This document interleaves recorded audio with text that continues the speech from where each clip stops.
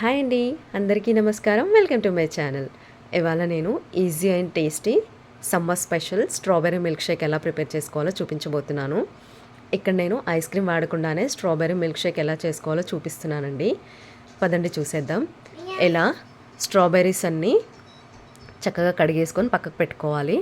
1/4 cup milk తీసుకొని అందులోకి ఒక 3 టేబుల్ స్పూన్ల దాకా మిల్క్ పౌడర్ వేసేసుకొని మిక్స్ చేసి పక్కకు పెట్టుకోవాలండి. ఇప్పుడు 1.5 కప్పు మిల్క్ని ఇలా చక్కగా ఒక పొంగు వచ్చే వరకు వేడి చేసేసుకొని ఇందాక రెడీ చేసి పెట్టుకున్న మిల్క్ పౌడర్ మిక్స్ వేసేసుకొని ఒక్క 2 నిమిషాలు మరిగించుకుంటే సరిపోతుంది.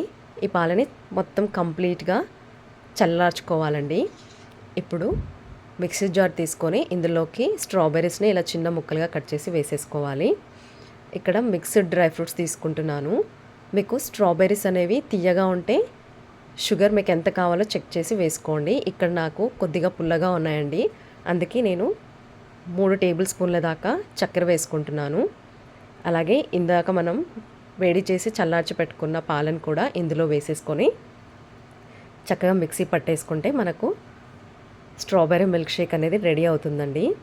ఇది ఫ్రిడ్జ్లో పెట్టుకొని ఈ సమ్మర్లో తీసుకుంటే హెల్దీ అండ్ కూల్గా కూడా ఉంటుంది.